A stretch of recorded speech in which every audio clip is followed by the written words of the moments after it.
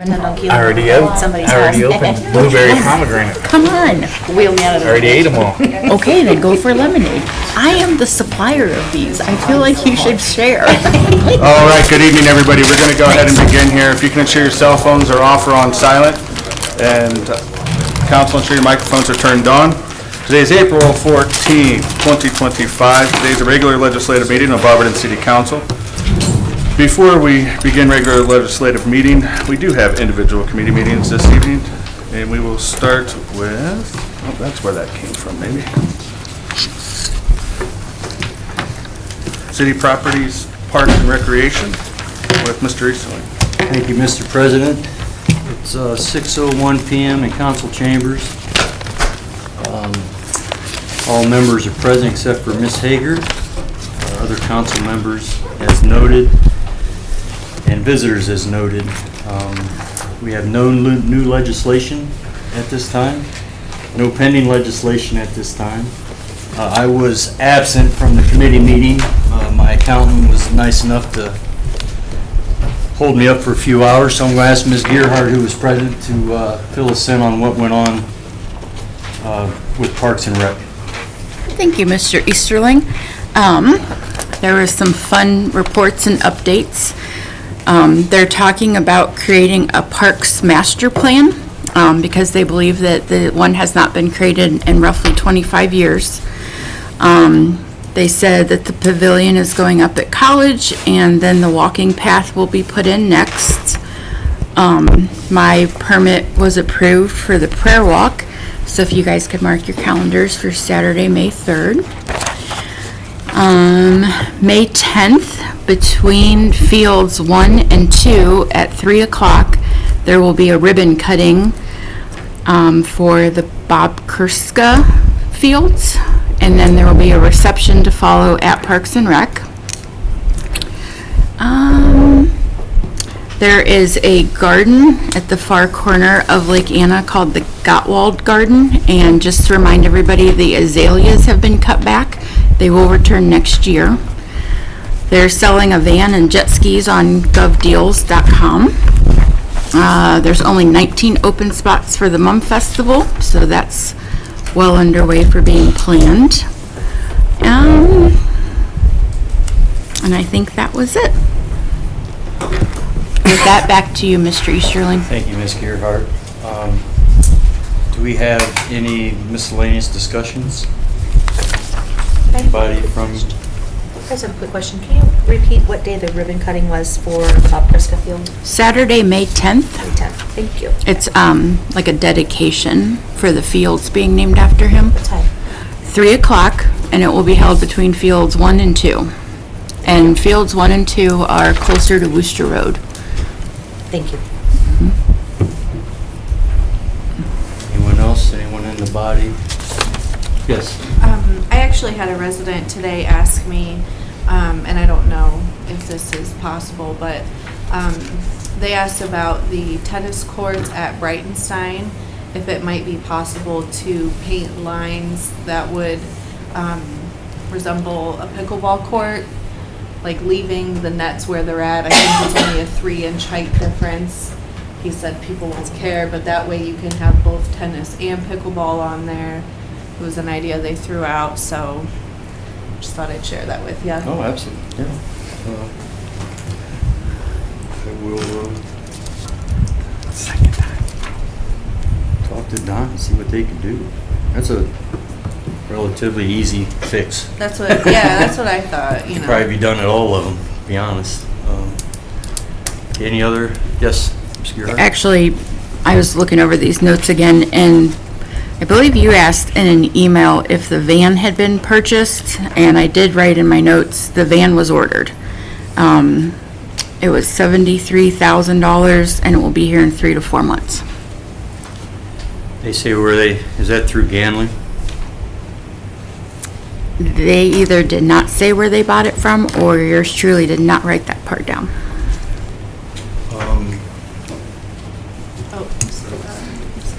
It was CUE pricing, the cooperative pricing, and it was purchased from Montrose Ford. Montrose Ford.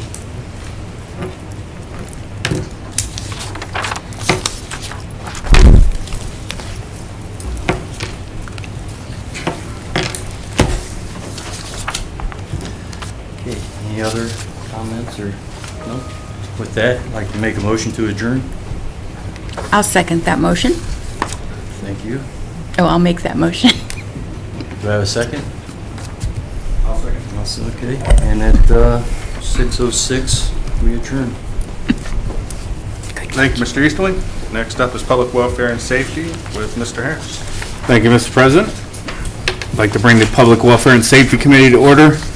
It's April 14th, time is 18:05 hours. We're in council chambers. All members of my committee are present, including myself as chair, Mr. Easterling, co-chair, Ms. Gerhart, Mr. Greer. All members of council are present with the exception of Ms. Hager. All members, all guests are noted on my sheet. As you can see, I think agenda-wise, we're still holding on the letter from Ms. Eisman concerning the bargaining unit stuff. We'll get to that soon, hopefully. Second request for legislation is a letter from Emily Beck, Ward 4 councilperson, requesting legislation to prohibit the use of compression release type engine brakes within city limits and establishing penalties. Emergency wording requested. Everybody see the request letter? Any questions on that? Yes, sir. Don't we have something on Jake Brake? I did not find anything. You did not? It came up before with Mrs. Fry. Anybody remember that? So Yeah. we received Councilmember Beck's concerns. She talked to the police department, and the police department and I both researched it. We don't have anything. Okay. No. Yeah, I was under, I asked Chief Morber if there was anything that we could do about it, and he came back with, there isn't anything. So that's where actually this came from, because there isn't something. Okay. So, Mr. Hardy? Thank you, Chair. This Councilor Griffin, Yes. what Councilor Fry, if I remember right, she brought up that something about semis parking in residential areas on the streets and in lots overnight. I think that's, if I remember correctly, that's what she was looking about. Because she said they had a problem with some places that had semi-trailers actually parking in people's, in their yards and blocking driveways and sidewalks and all that. If I remember correctly, that just jogged my memory what you said. Yeah, but she did bring up Jake Brake on Worcester Road, close to 585. You know, I don't know if it's right there at the Barberton line, because we did have a complaint from a citizen in the 6th Ward about that. It's been mentioned before, I just didn't know whether we had. I've looked and I didn't find anything. I actually asked Mrs. Miller Maybe we could also. talk about it, Yeah. but, yeah. Ms. Picture? I was gonna ask, wasn't there something that you had mentioned that was actually in Norton? I think It's there close might be a Barberton, sign on Eastern Yeah. Road because they made that a truck route. And I know there's numerous complaints about trucks jake braking in that area. Right. So, And actually, that's kind of where this came from.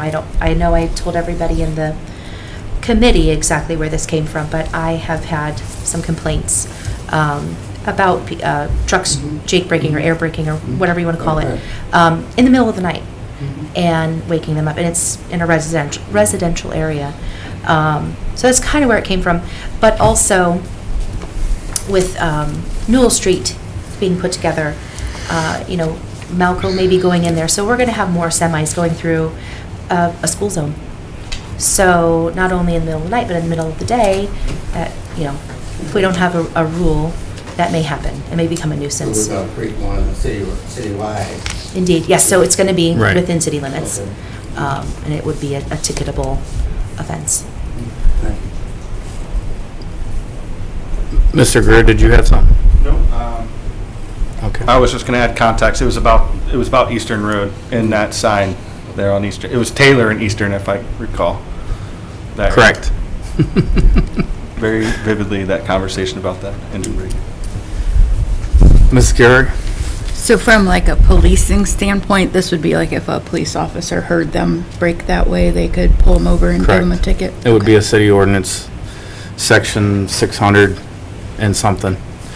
And Okay. you could write a citation for that. So we put like signs when you're coming in and out of Barberton? Correct. Okay. I would suggest that, because most, I mean, they don't pay attention to the law now concerning that, but at least they have forewarning. And if they get a ticket, then they have nothing to complain about. Any other discussion on this? Can I get a motion to call for it, please? I'll make that motion. Can I get a second? I'll second. All in favor? Aye. All right, second piece of legislation. Let me get back here. A letter from Chief Iona requesting a resolution to honor the service of Lieutenant David Semivan, who retired February 14th, 2025. Everybody see his accomplishments, and he was hired in January 7th of 1992, promoted to lieutenant October 11th of 99, and he retired February 14th of 2025. Any questions? Chief, you'd like to say anything? Or you want to save it? Everything's there, yeah, we'll save it. All right. Can I get a motion call for this, please? I'll make that motion. I'll second. All in favor? Aye. All right. And one more. A letter from the Barberton Fire Department requesting a resolution to honor the service of Chief Stephen Iona, who will be retiring in May of 2025. Everybody see the request letter and all his accomplishments? Chief? Any discussion on it? Can I get a motion to call for it, please? I'll make that motion. Can I get a second? I'll second. All in favor? Aye. Aye. And with that, I have nothing further. Do we have anything for miscellaneous, please? Yes, Ms. Gerhart. I just wanted to say, I appreciate all of our first responders today, because it sounds like it was a really hard day with police and fire and all that was going on. Yes, definitely. Just had them on my mind today. Thank you. Anything else from any other council member? Anybody in the gallery? Can I get a motion to adjourn? I'll make that motion. Can I get a second? I'll second. We are adjourned at 18:12 hours.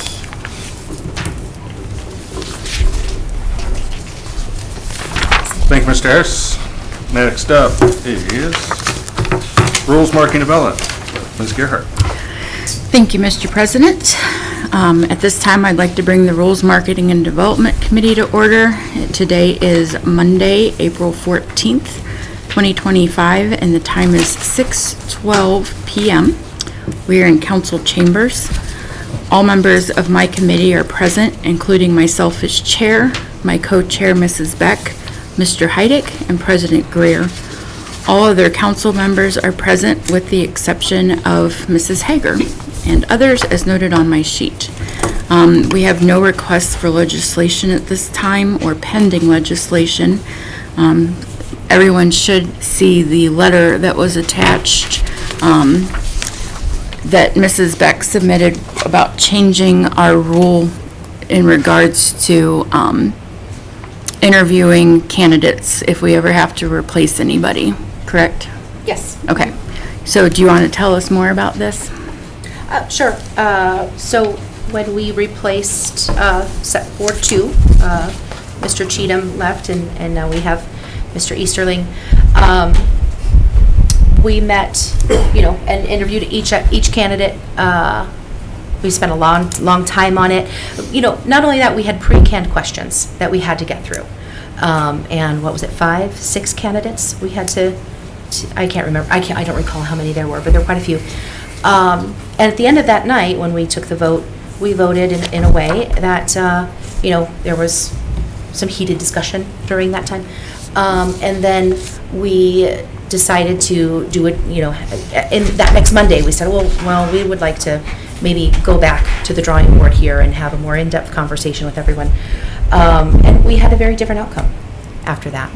And, had that person not said, had there not been that consensus, we wouldn't have been able to dig deeper and ask more questions and ask ourselves more questions about ourselves.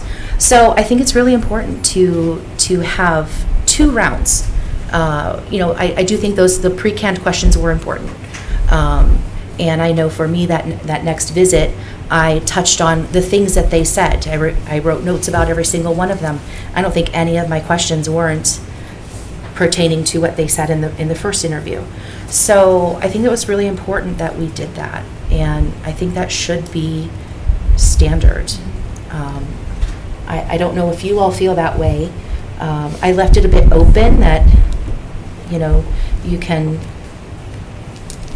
schedule it, after you've spoken to everyone, so everybody can, their schedules can be synchronized and all that. But, if anyone has things to add, take away, whatever, it's really open for everyone to discuss. But those are my feelings on it, and that's why I wrote this.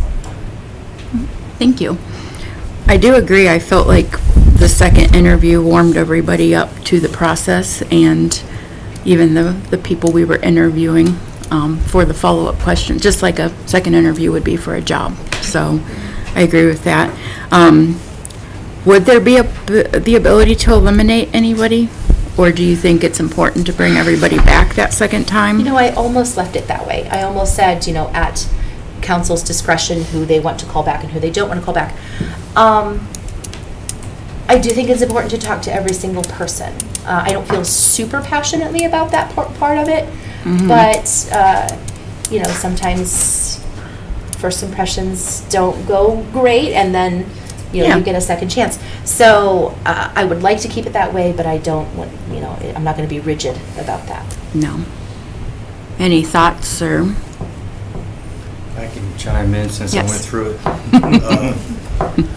I spoke to a lot of you guys afterwards as far as the first round and explained how it was pretty predictable. I pretty much knew as soon as I walked in what it was going to, the questions. That can almost be part of your application process and dig right into, you'll have the answers going into the, what you're going to ask questions off of. So maybe you change the application up a little bit, ask those questions first round, then when you interview them, you can touch more, and then you can still do second, third, whatever. But I think you'll get a head start on the questions if you included that in the application process, because they were generic questions. You sure will. Yeah. So don't waste your guys' time on put them on the application would be my. That's it. Mr. Heidick? Thank you, Chair. I concur with Councilor Easterling there, and I went through appointment process Okay. as Mr. Griffin did too, and we got the same thing, the canned thing. So I do agree that those questions should be Put part of them- the submission to even Okay. apply for the vacancy, Okay. thus eliminating the BS right off the bat. Kind of get into the meat and bones better. Or Right. Meat, but, yeah. Meat potatoes. Potatoes. Meat and potatoes. We knew what you meant. Someone's on a carnivore diet. And I love potatoes. I can't believe I left them out. Sorry. Yeah, I agree with that. Okay. So, some other things that we've been discussing during the rules.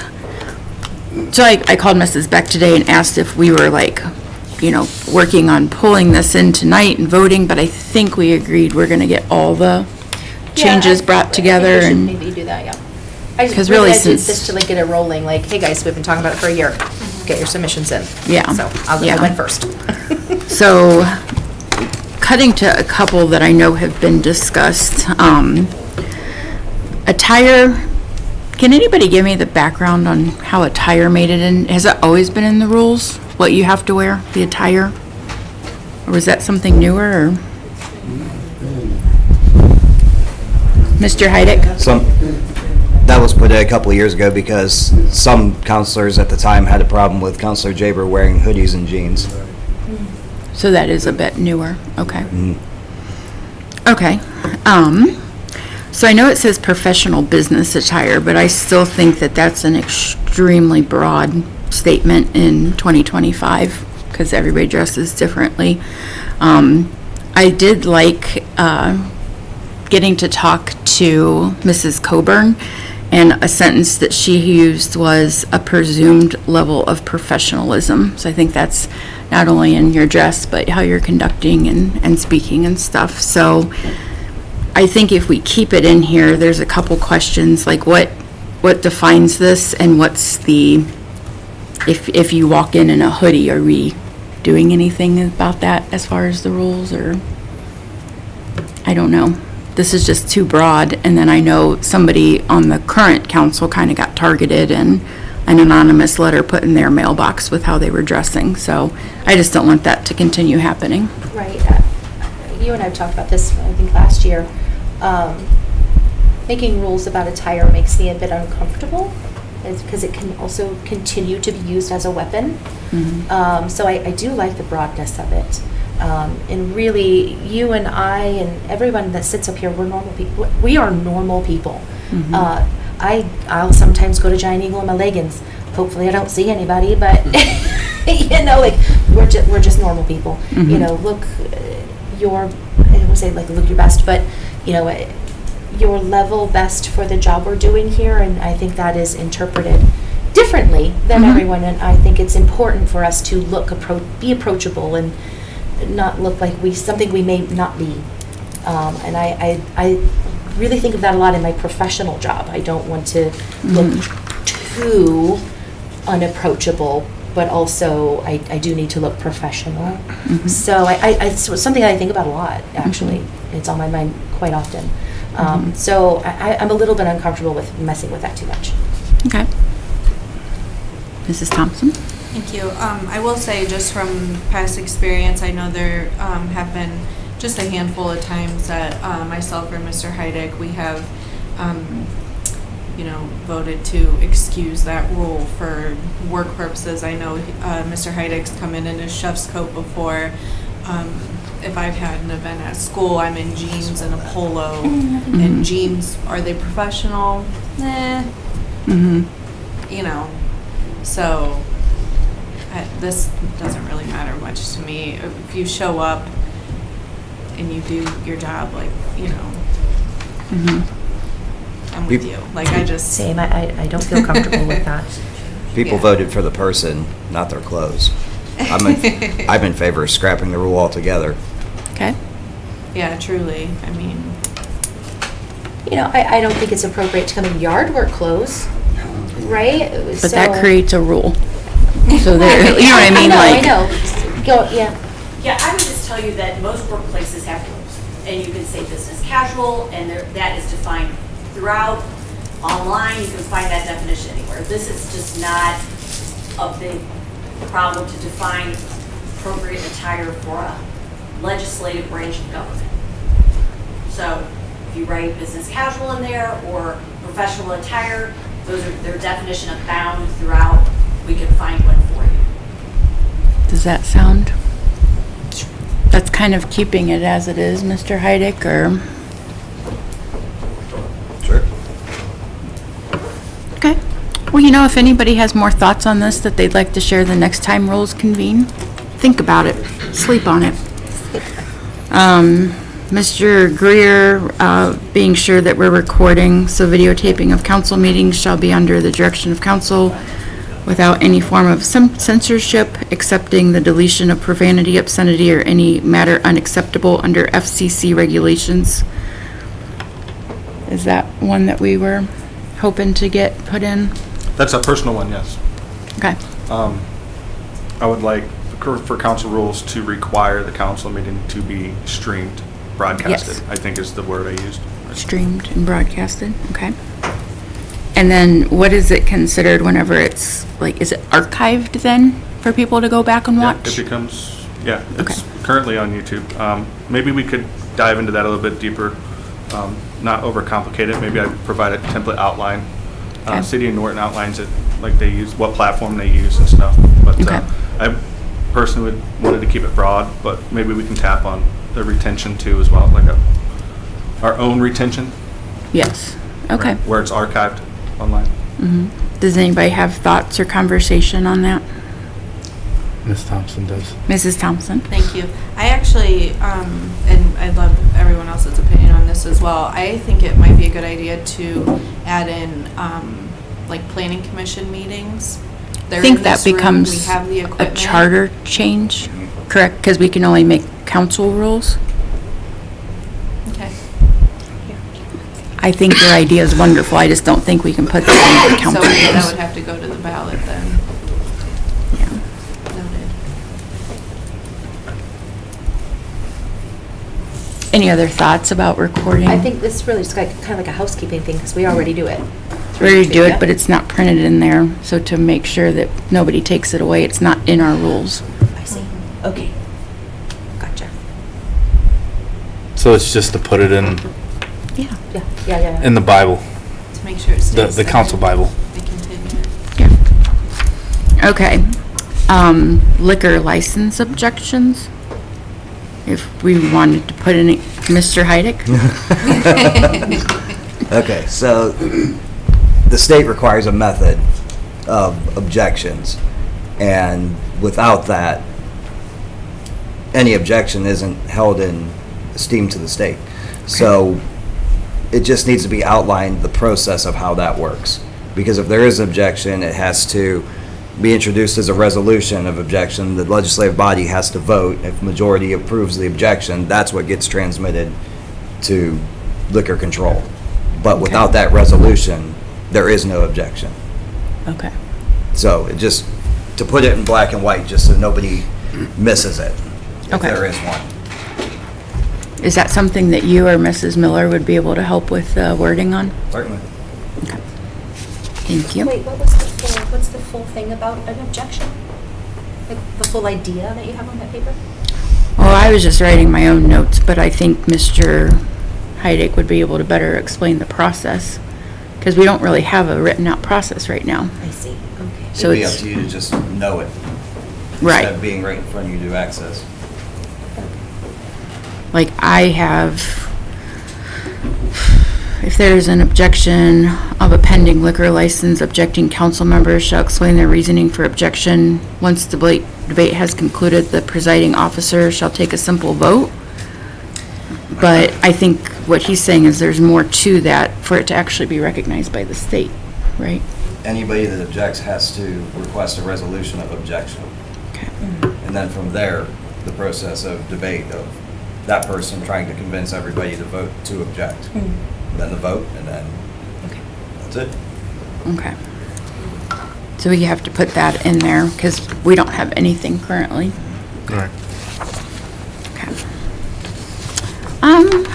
I think I'm approaching the end of my time with my committee, so do we have any miscellaneous conversation? Oh, Back to the liquor license, yes, sir. Mr. Heidi, isn't it true that, council, we can turn it down, but the businesses can appeal that and go directly to the state, correct? If an objection is passed by the legislative body, the applicant can appeal, Can appeal to the state. and then there's a hearing on that appeal. If the applicant loses that, they can appeal one more time to the liquor commission Okay. for basically the final appeal there. And the commission can override us. Yes. right? Just like we, in our neighborhood. Yeah, okay. Well, in the basis of our neighborhood, there was never a resolution, so there was never an objection. Okay.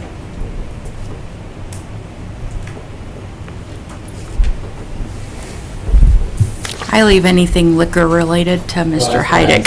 I know. He knows those rules really, really good. Okay, is there any miscellaneous conversation for rules, marketing, and development?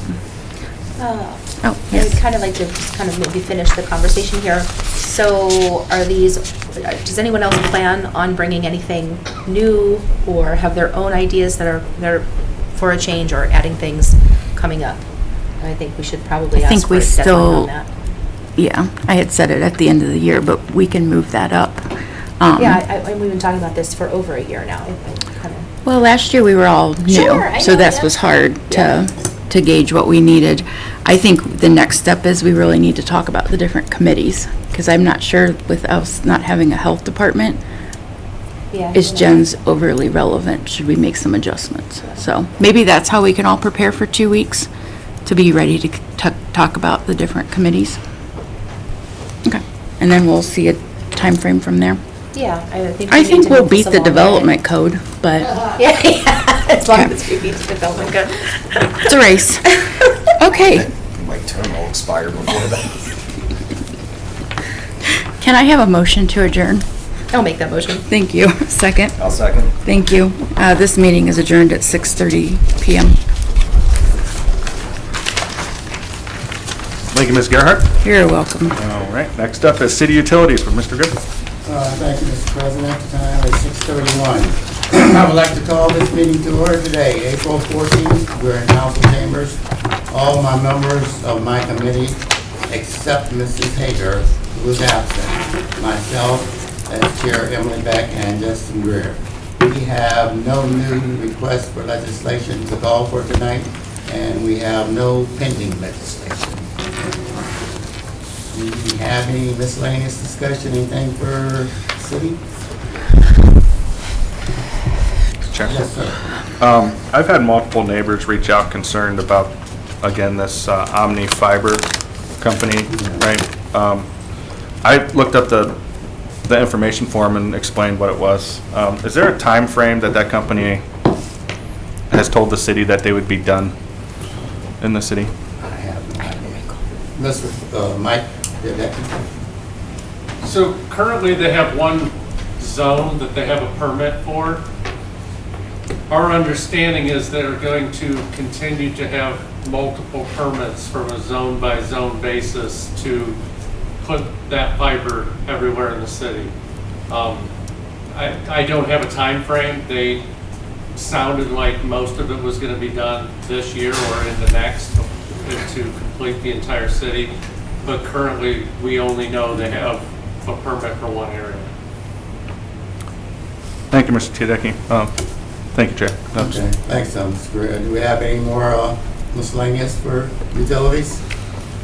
Hearing none, can I have a motion to adjourn? I'll make that motion. All in favor? I want a second. Do I have a second? I'll second. Oh, thank you, Mr. Greer. All in favor? Aye. We are adjourned at 6:30. With that, I pass. Thank you, Mr. Griffin. Last but not least, Finance and Personnel, Mrs. Thompson. Thank you, Mr. President. It is, I'd like to call the Finance and Personnel Committee to order. It is Monday, April 14th, 2025, 6:33 here in council chambers. All members of the committee are present, which includes myself as chair, Mr. Heidig, Mr. Griffin, Mr. Greer. All other council members present with the exception of Mrs. Hager, who is absent, as well as guests as noted on my sheet. First up, we have the presentation of the finance report for March of 2025. Mr. Flaker.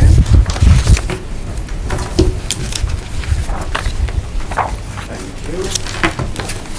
Starting off with the health insurance funds, the revenues for the month of March were just shy of $421,000, expenditures just over $440,000, puts our net year-to-date at a date of almost $116,000. Moving on to the income tax fund.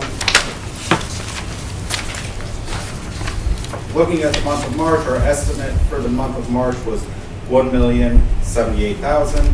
Our actuals came in at $1,265,000. I will note we did receive a payment from the city of Akron on the tax sharing agreement with C&W. So that is skewing that number a little bit. Our number RETA-wise would be closer to our estimate than what is shown on this sheet. We did, or for the month, or the year today, our actuals just over, or no, almost $3,663,000, puts us over our estimate by about $289,000. Like I said, we're a lot closer to our estimate than what this is showing because of that tax payment from the city of Akron. We did transfer, last month we did all the transfers out of income tax to all the other funds. We didn't transfer anything to general fund this past month. Wanted to get all those other funds out of the way first. But then we're gonna start attacking general fund very hard in the upcoming months. I think this month, we're talking about a $2.5 million transfer, is what we're talking about for the month of April. So we'll start getting at the general fund pretty hard here in the coming months, since all the other transfers are out of the way. Looking at the statement of cash receipts and disbursements, usual funds in the negative, city grant fund, FEMA fund, CDBG fund, all those federal grant programs, we can get reimbursed once we expend the money. Other funds in the negative would be the health insurance fund. That is mostly because we opened the big PO for the month, or for the year, to Summit County Health. So that PO is open, like I said, every single year. As the year goes on, that will slowly get out of the negative every single month. Other than that, no other funds are in the negative. Comparing the last 3 months of activity, you'll notice that the general fund did go down from last month to this month. Like I said, didn't have any transfers. The only transfer we did was from the emergency reserve to the general fund, and that is only to stay in compliance with city ordinance that states the emergency reserve fund can only have $2 million at a time. So we transferred out of the emergency reserve fund to the general fund to keep emergency reserve at $2 million. Special revenue funds went up. Like I said, it's just because a lot of it just is because of the transfer. We didn't do a transfer to general fund. Enterprise funds went up slightly. A lot of that just has to deal with the encumbrances outstanding went down. All other funds, yes, it did go down drastically. A lot of that is just because of the encumbrances. You had a giant encumbrance get opened up because of the health care payment to Summit County for the year. So that's just putting that in the negative. If you actually look at the ending cash balance, the ending cash balance actually went up by about $60,000 from last month to this month. Looking at last year to this year, general fund down about $461,000. But if you look, our transfers are down this year compared to last year at the same time. Last year we were a little over 5.2 million in transfers. This year we're only at 3.8. So even though we're down from last year, we also haven't transferred as much as last year yet. So special revenue funds, roughly the same, down about 365,000. Enterprise funds down by about 1.4 million. Lot has to do with that, Worcester Road water line, working on that. And all other funds, and going back to enterprise funds will get a little bit of a boost. Well, no, it should stay about the same. I was going to say we have to do the advancement back.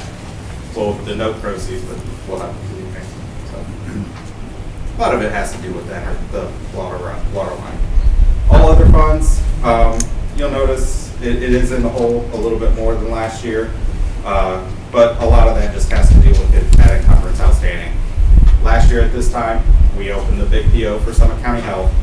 Health care rates went up with Summit County Health, and you'll notice that the encumbrances are outstanding are about $600,000 more than this time last year.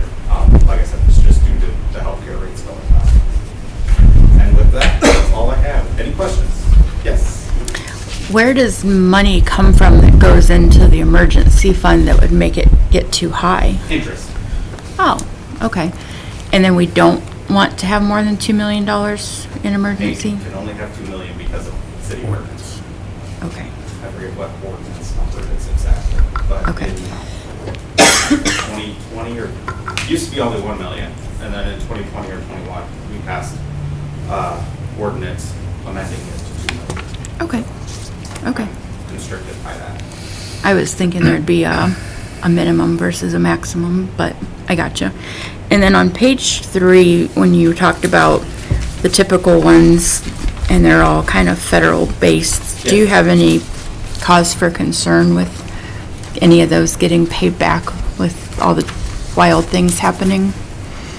So the sludge to watering is a grant through the state of Ohio. It's using their ARPA funds. So I don't believe there's any concern there. CDBG, I don't believe so, but you never know. Don't quote me on it. And then the other one is FEMA. FEMA is the dam grant. That one we did put fillers out there because we did have concern. We did find out, what was it, early part last week? That the federal government was going to put what they call BRIC funding. We thought part of the dam is under that BRIC funding. We found out that at least the design portion is not. We don't believe the construction portion is either. Okay. So we hopefully, knock on wood, dodged a bullet right there. To where those, I don't think will get food from us. But like I said, you truly don't know. No, sure, yeah. I don't want you to pull your crystal ball out, yeah. As of right now, knock on wood, I don't believe so. Okay. Do we have anything under the brick one? No. Oh, good. Okay. No, the only one would potentially be the dam, but I think that is under a hazardous mitigation grant, so a little bit different. Okay, thank you. Yes. The B&W payment, how many years do we have left on that? Just one. Next year? Or just this one? So it's done after this? Thank you. Any other? None? All right, thank you. Thank you.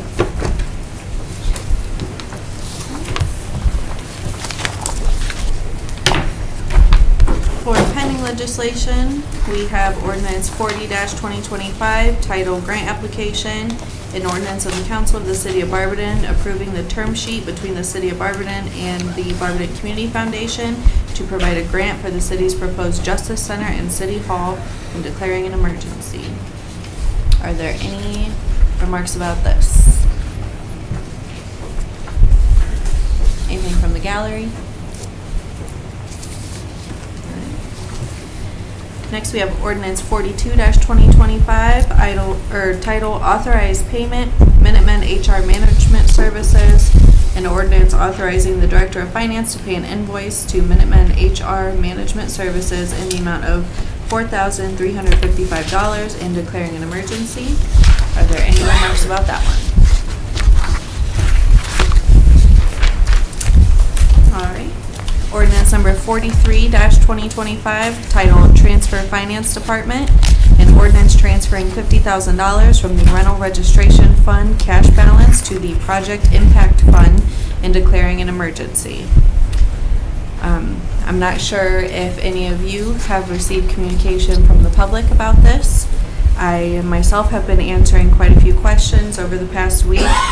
There were no questions or comments last week during the council meeting.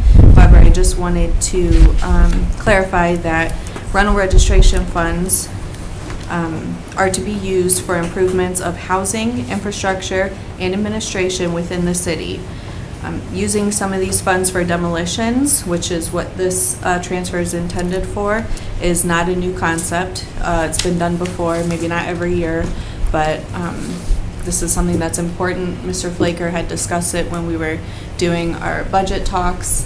So I just wanted to say that. And the one reading and emergency wording was requested to ensure that we are in compliance with Summit County for our budget. So, Mr. Flaker, I don't know if you have anything to add to that.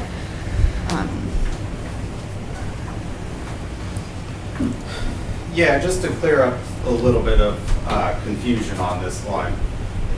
So this is just the authorization to do the transfer. So in the budget workbook, I can cite the page numbers, page 82, page 91, page 82 is the rental registration fund.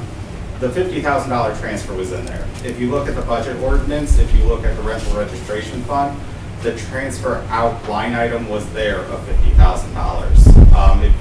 page 91 is project impact.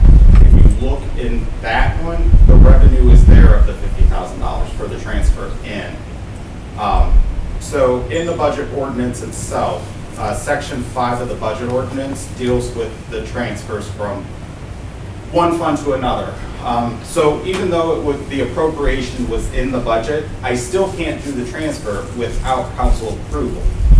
So in section 5 is where it should have been in the budget ordinance.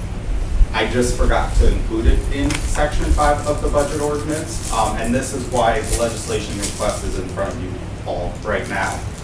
Because I cannot do that transfer, even though it's in the budget. The budget was approved by council. I just don't have the council authorization to do that transfer. So that is the reasoning for the legislation request. And like you said, I need it to get in compliance. As I explained to some on council that have asked questions regarding this, every year around April, I have to do an alternative tax budget to the county. That alternative tax budget sets our estimated resources for the year, so our revenues for the year, basically. I have to do that really far in advance. And so once that gets up to the county, that establishes our estimated resources. When the budget's passed, I have to send that budget to the county. The county will then input all our appropriations from that budget into their sheet to make sure none of our appropriations are exceeding the estimated resources. Right now, we have that issue with Project Impact because I can't formally amend the estimated resources with the Summit County because I need to transfer that money. And so right now, the county is saying, hey, your estimated resources in Project Impact is, and I'm just gonna make these numbers up because I can't remember the numbers exactly from the sheet. They're gonna say, hey, your estimated resources for Project Impact is only $10,000. But you have an appropriation here for $50,000. You're in the hole by $40,000. But once I can do that transfer and amend the estimated resources, at that time, there's $50,000 more in estimated resources, and we have a balance then with, we're in compliance by $10,000 at that point in time. So yeah, like I said, everything was in the budget. I just forgot to carry it into section 5 of the budget. So that is what the request is for, is just to get me the authorization to do that transfer. Any other questions? All right. Thank you. So I think a lot of what the issue with this ordinance, just in talking to residents and landlords, is that this is coming from the rental registration funds.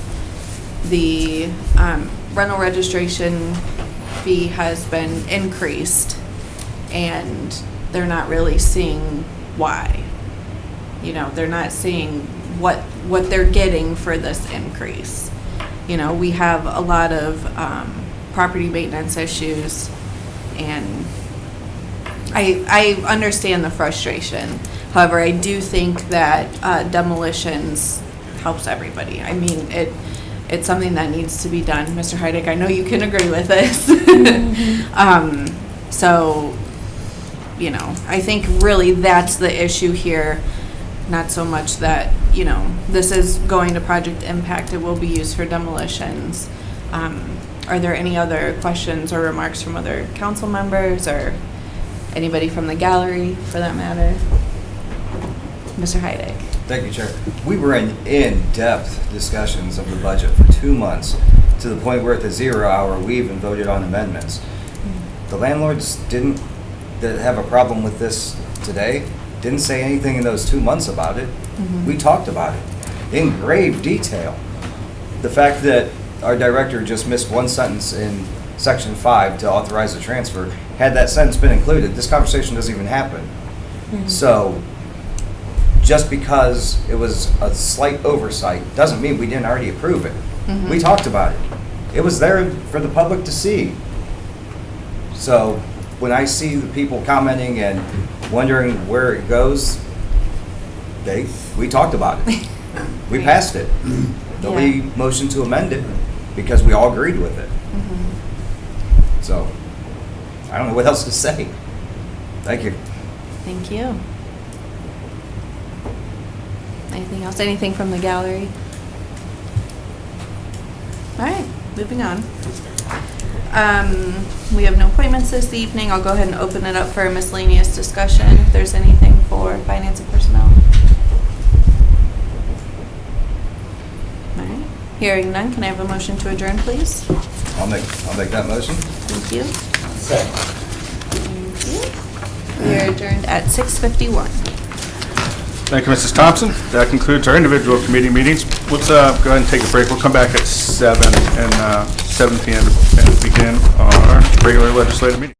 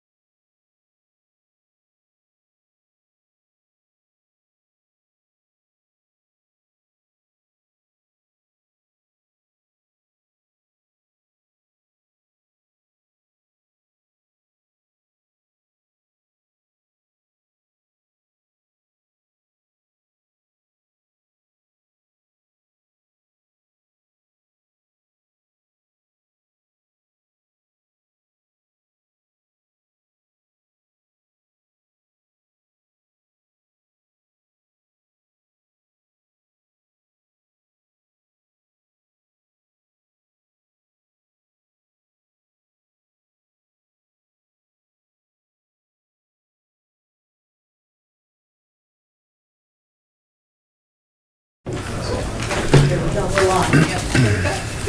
All right.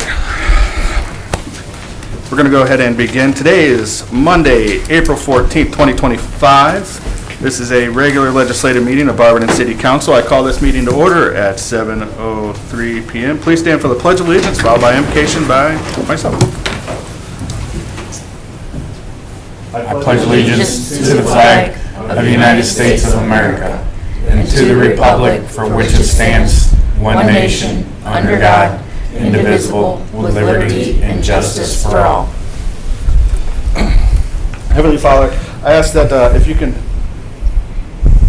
share some comfort with our community this evening with the tragedies, provide a little bit of beacon of light, a little bit brighter this evening on the hearts and minds of our community.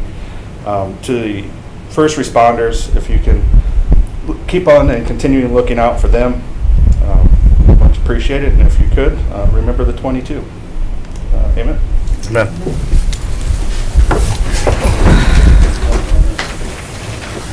All right. Clerk, please call the roll. President Greer. Present. Mr. Hyder. Here. Mrs. Thompson. Here. Mrs. Hager. Mrs. Hager is absent. Mr. Easterling. Here. Mr. Griffin. Here. Mrs. Beck. Ms. Gerhart. Here. Mr. Harris. Here. Thank you. Approval of the minutes of the regular legislative meeting held on Monday, March 24th, 2025, as presented. Mr. Heidick. Thank you, Mr. President. I move for the approval of the minutes of the regular legislative meeting from Monday, April 14th, 2025. Thank you. Mrs. Thompson. Thank you, Mr. President. I'd like to second Mr. Heidick's motion to approve the minutes. Thank you. A motion was made by Mr. Heidick and second by Mrs. Thompson to approve the minutes of the regular legislative meeting held on Monday, March 25, 2025, as presented. Are there any remarks? All those in favor signify by saying aye. Aye. Opposed? All right, minutes are adopted. Petitions and claims? We have none. Matters requested? They have all been dispersed. Thank you. Citizens addressing council? We have none. All right, we have none. Thank you. First reading of ordinances and resolutions. Ordinance number 32-2025, presented by Mrs. Beck. Title, Street Dedication, Newell Street and Norton Avenue. An ordinance allowing the city of Barberton to accept a portion of Newell Street and Norton Avenue and declaring an emergency. Thank you. Motion to suspend, Mrs. Beck. Thank you, Mr. President. I move that the rule required by Section 5.0 of the Barberton City Charter be suspended. Thank you. And Mr. Harris? Thank you, Mr. President. I'd like to second Mrs. Beck's motion.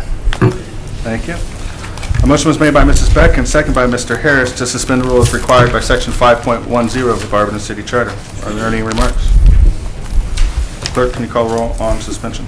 Mr. Easterling. Yes. Ms. Gerhart. Yes. Mrs. Thompson. Yes. Mr. Harris. Yes. Mrs. Hager is absent. Mr. Griffin. Yes. Mr. Heidick. Yes.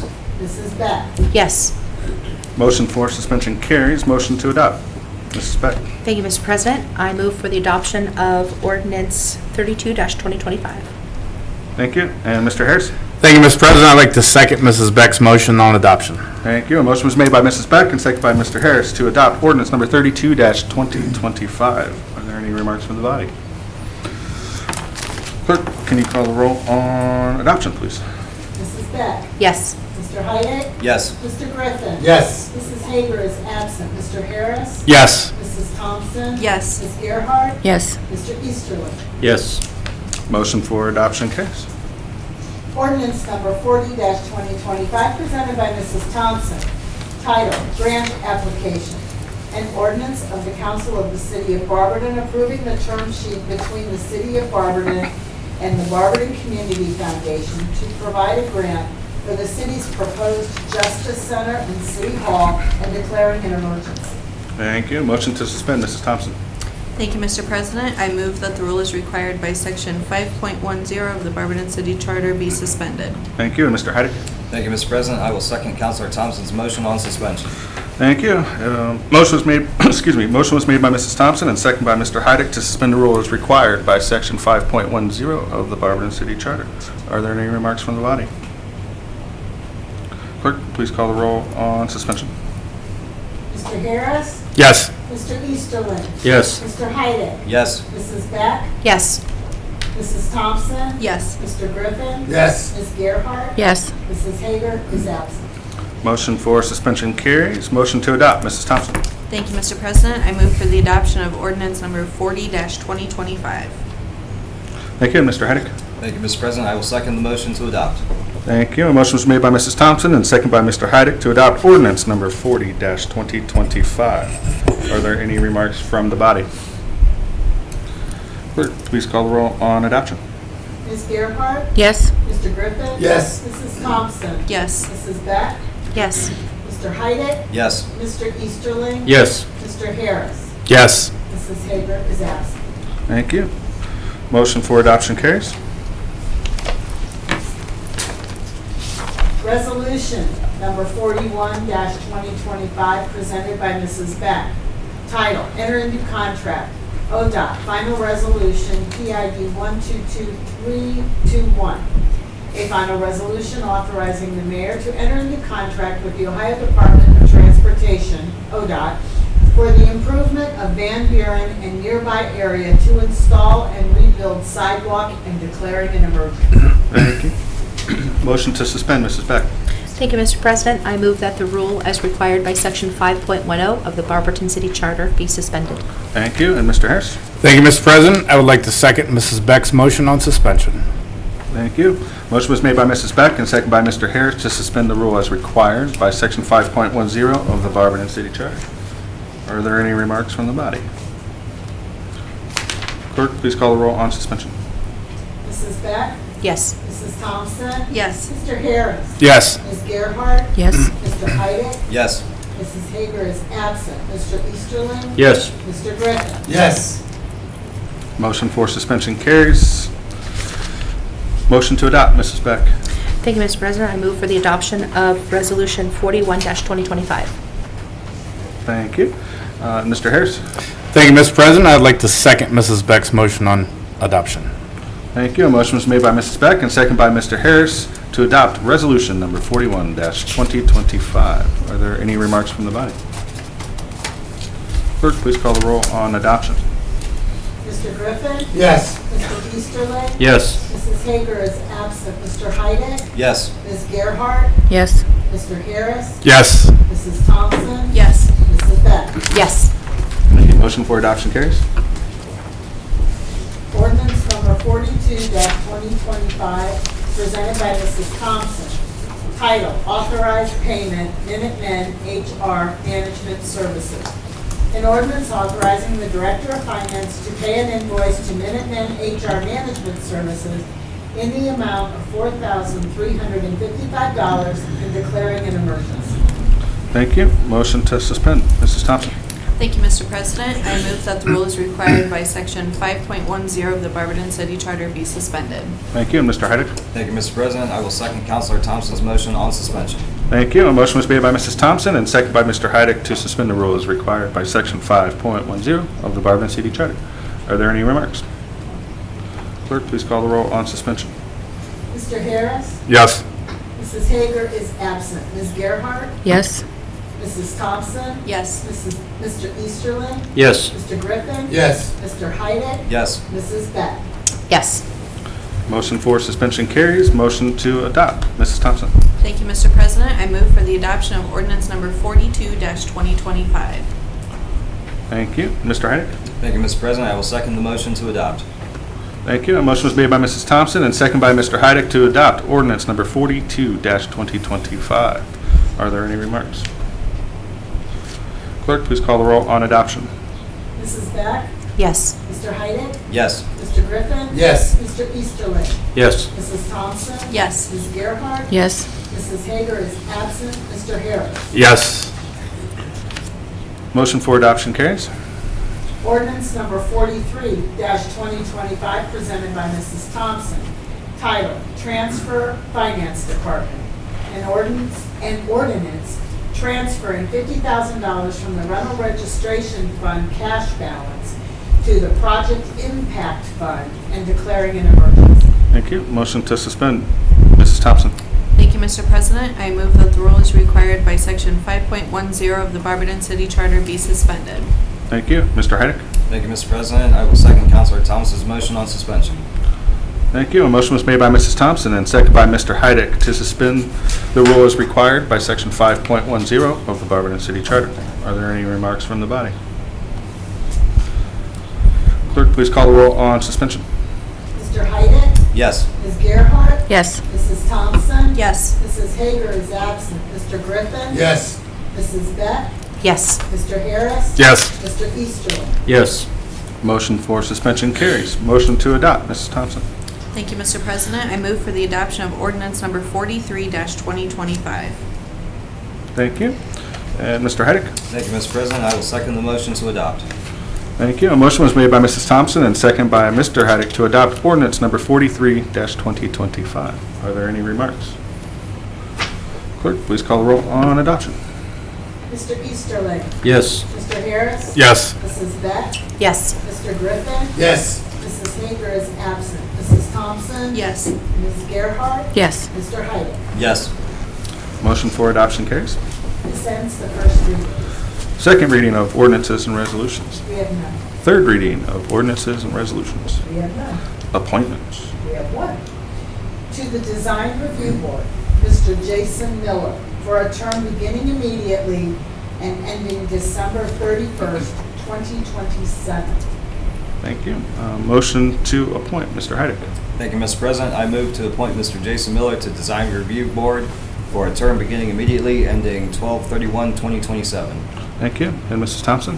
Thank you, Mr. President. I'd like to second Mr. Heidick's motion to appoint Mr. Jason Miller. Thank you. A motion was made by Mr. Heidick and seconded by Mrs. Thompson to appoint Mr. Jason Miller for a term beginning immediately and ending December 31st, 2027. Are there any comments about this appointment? All those in favor signify by saying aye. Aye. Aye. Opposed? All right. Appointment carries. Miscellaneous and unfinished business. We have a liquor license. This is a new liquor license, categories D1, D2, and D3. It is, excuse me, to Mia Cucina LLC, doing business as La Mia Cucina, 161 and 163 2nd Street, Northwest, Barberton. And I emailed the ward council person, safety director, and the chief of police. We have had no objections from them. Thank you. Are there any comments about this liquor license? Comment? It was a question. Yeah. I'll allow it. Can Mr. Heidick remind us what a D1, D2, and D3 are? Certainly. D1 is beer, Monday through Saturday until 1 a.m. D2 is wine and low-proof spirits, Monday through Saturday till 1 a.m. D3 is hard liquor, Monday through Saturday till 1 a.m. Thank you. Are there any other comments about this liquor license? All right. Seeing none, there's no objections. Continuing of miscellaneous and unfinished business, is there a motion to excuse Mrs. Hager for this evening? Mr. Heidick? Thank you, Mr. President. I move to excuse Councilor Hager from tonight's meeting. Thank you. Is there a second? Mrs. Thompson? Thank you, Mr. President. I'd like to second Mr. Heidick's motion to excuse Mrs. Hager this evening. Thank you. A motion was made by Mr. Heidick and seconded by Mrs. Thompson to excuse Mrs. Hager this evening on April 14th, 2025. All those in favor signify by saying aye. Aye. Opposed? All right, Mrs. Hager is excused. Other miscellaneous. Is there anything from the body? All right, anything from department heads? It looked like you were getting ready to get up, Mr. Street.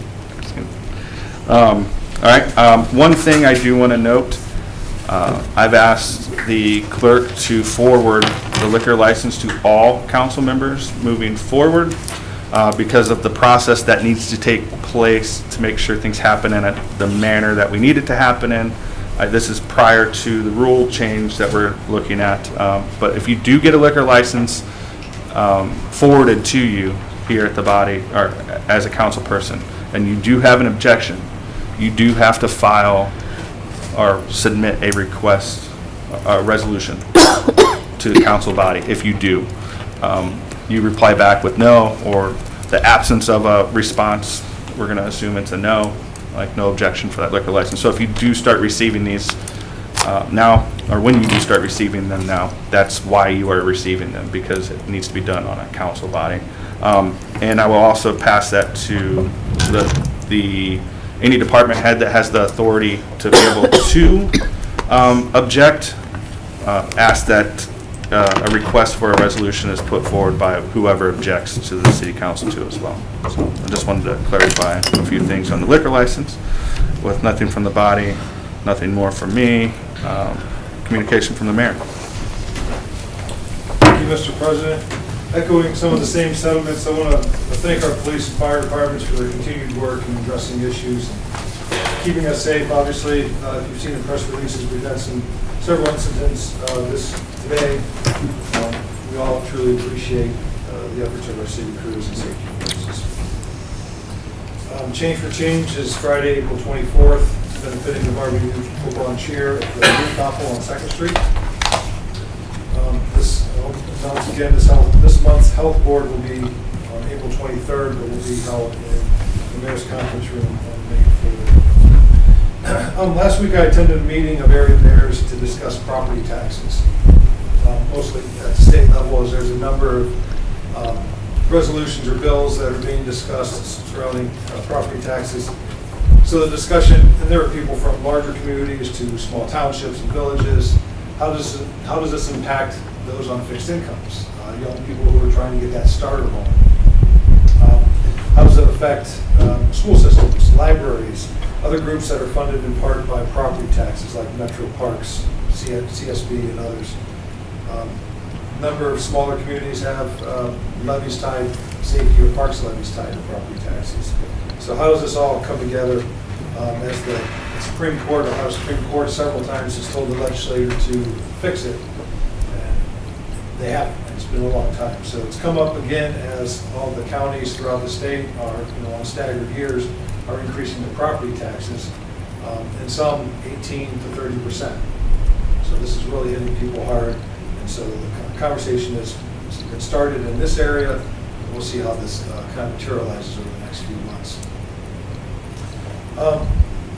You may have seen the celebration at Pleasant Point, celebrating birthdays of 5 of their residents who turned 100 plus years young last week. So great time. I want to thank the residents, the family, and the staff at Pleasant Point. One young lady was 103 years old. The pavilion pad and roof have been installed at College Park. The roof went on today. The other amenities are continuing to be worked on. I know we're waiting for some of the items to be delivered, so it's going to take some time, but it's still moving forward. So it's great to see the progress. I want to thank Barberton Main Street and everyone who volunteered for the Litter League this past Saturday, and everyone who's going to be volunteering for the Take Pride in Barberton Day coming up as well. It's amazing just cleaning up some litter, how it may seem like something small, but makes a huge impact. When you have 20 plus volunteers just spending an hour on a Saturday, it makes a real difference in our downtown. So I thank everybody for that. This past weekend, saw the Barberton All Sports Boosters Reverse Raffle, the Tri-Arts Festival. A lot of great things in our community to be proud of. And I went to the Tri-Arts Festival and just amazed at the workmanship and the penmanship and just the production of art, music, instrument, voice, sculpting, everything, every form of art from our students at all ages. It's just truly amazing of the type of kids that we have here in Barberton. So, I want to thank Council for approving Ordinance 40/2025, the term sheet. Each action that we undertake for this project is just another huge step moving forward, trying to complete this vitally important project. And if you haven't seen, because some of you come in through the front, maybe come from the east, but if you haven't seen the Masonic Temple, former Masonic Temple, they started demoing So there's a big gaping hole in it on the west side of the building. I don't think a lot of people are happy about losing such an iconic building, but we went through that with a fine-tooth comb, and it really outlived its useful life. It wasn't maintained like it should have been.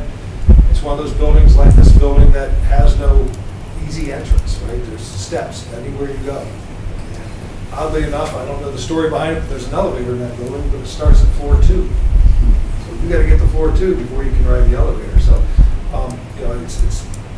we'd love to be able to keep our buildings, but when they outlive their useful life and it just doesn't serve a purpose, and there's no funding to keep it going or to even redevelop it for a useful purpose, we go to the next phase. So this being demoed, we've done everything.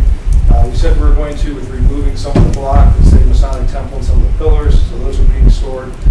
The auction was very successful. So this is going to go on for a while, but I appreciate all your help with that step as well as we move forward with this huge project.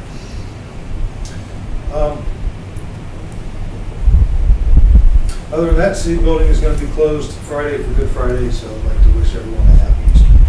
Are there any questions for me? Yes.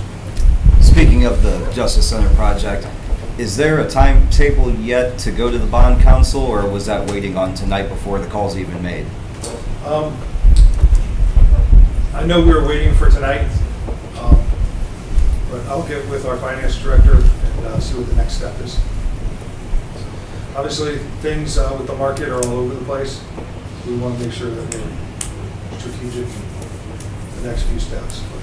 I wasn't aware if it was something that they took up right away, or if you had to make an appointment months ahead of time, or... Yeah, I don't know the lead time, but yeah, you have to make an appointment. But I'm sure it's a few weeks out, if not a month or 2. Thank you. I had 2. Speaking of old buildings, was there any update on that elevator? Yeah, so we're continuing to look at that. There's some components in there that are very, very old. There's been some, call it renovation over the years of other components. So I can only talk in generalities because things have changed over the weeks. It's kind of like a new part won't talk to the old part. We've got that. We've got old parts that are still pretty good. We've got new parts, it's like we're looking at making it operational. If we can make it operational now, but also fully renovate it as well before the full renovation of this building happens. Yeah, okay. I was just wondering. The security guy is always laughing about it when I walk in, so. And then I know you mentioned you got to meet with other mayors about just how expensive like the property taxes are gonna be and how it's impacting people on fixed incomes. Was there any like conversation about ideas of how to help residents, or just that's what you guys will be talking about? And I forget his name off the top of my head. There was a state rep, this was held in Portage County and Streetsboro area, so there's communities from Summit County and Portage County. There's a state representative from the Portage County area. I believe his district is a little bit of Portage and Summit, but not, it doesn't come this far south. There's a number of bills on both the House side and the Senate side down in Columbus being discussed. They were talking about in the budget, there's a carryover with the school system, limiting how much you can carry over. So if the school system today is carrying over operational cost of 60%, is that fair if they're still getting funding from the state through property taxes? So the thought was, and I believe this passed the House and is now in the hands of the Senate, limiting that to 30% carryover. The downfall of that is that a school system is going to go, well, we're just going to spend down until you get 30%. So are they just arbitrarily spending down? Is there a way to move anything in excess of 30% to the capital fund and not limit that, because it can take a long time to build a capital, build a new school or to renovate or something like that. And there were people there from small townships to villages to cities. So that was the main focus, was the schools, but then everyone started chiming in, well, we have a parks levy tied to property taxes. Okay. What if we switched everything to income taxes? And it was like, well, wait a minute, well, that eats into other things. And so, it's a complex problem, and obviously a lot of thought on both sides, but at least they're having the discussion. So, and we didn't get into the to the specifics of each bill, because some of them haven't made it out of committee, or maybe haven't even been reached yet at the state level, but they're having a conversation at multiple levels down there. So Yeah, something we'll definitely keep on there. yeah. I was just, as there was talk tonight, I feel like everything's just piling up on people, and that's just one of them, and Yeah. I know everybody's been worried about like the electric bills, where they're gonna go next, and, you know, kind of what Mrs. Thompson was talking, like, I understand that money went for demos, and that makes total sense, but I know, like, after our rental registration went up, I feel like it didn't work the way we thought, and like, it just raised rent for a bunch of people, you know, so it's just heaping on, so I just wondered if they had thoughts and stuff. Yeah, and, you know, I get a lot of calls from landlords as well, and have since I became mayor, because the rental registration started prior to that. You know, Akron is $15. It's very small, but they assess for everything: streets, roads, curbs, sidewalks, and there is no, hey, I can't pay it. If your road's getting done and they do all this, then you're getting assessed. So at the end of the day, if they're doing your street, plus they use a portion of income taxes for their streets too. So if you live and work in Akron, you're getting kind of double tax. And nothing against the way they do things, it's just a model, right? Other communities, Beechwood is, I think, $400 per run. I think Euclid or South Euclid is $200 or maybe a little more. So it's all over the board of what is charged. Yeah.